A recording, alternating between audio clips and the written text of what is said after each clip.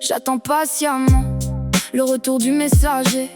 Il viendra bien à son temps, je n'ai qu'à espérer. Prie pour les dépendants malheureux dans leur univers. Prie pour changer le cœur de mes confrères. À chaque pas, il existe un déprimé attendant le moment d'être aidé.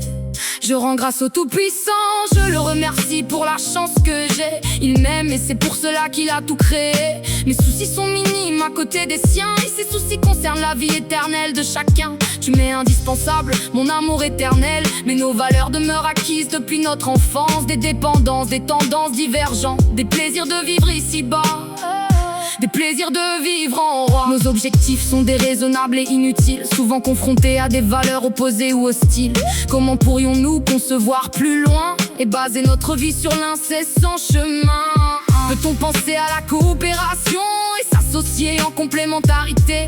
L'homme peut se servir de sa sensibilité, il doit s'y référer pour diriger, en restant calme et autoritaire pour réclamer la bienveillante équité. À quel point je pardonne aux autres, à quel point je suis tolérante à leurs défauts. Est-ce que j'exige qu'on oublie mes fautes et qu'on accepte tous mes défauts? Mon père me pardonne-t-il si moi je ne pardonne pas? Si moi je ne donne pas tout ce que je donne à moi-même, qu'arrivera-t-il en écoutant la petite voix intérieure?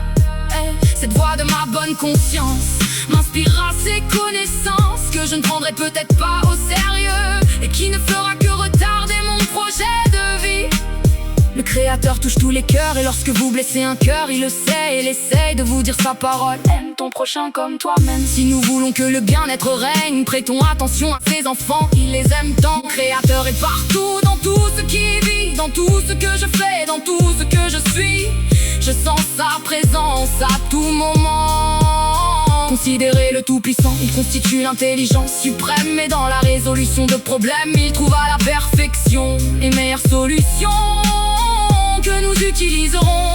Le jour où la paix s'établira, le maître de l'univers dirigera, l'exploitation cessera, la justice régnera. Je réserve la place à la suprématie du roi, celui que j'aime, le seul que j'adore avec tout mon être. Je ne suis qu'une partie, une création de Dieu. Comment définir Dieu? Il est une énergie cosmique, maître de l'univers. Il entre en mémoire les données à travers tout l'espace et le temps. Il possède une mémoire infinie, son calcul des probabilités est bien défini. Toutes ses interventions sont soigneusement calculées, tenant compte de l'action de la force maléfique. Travaillons d'un dur labeur, cessons d'adorer ces perversités qui nous font perdre la tête. L'ivresse, l'argent et la fin de la fête, les avantages personnels, les profits et les recettes, tout cela n'est que notre ruine et notre perte.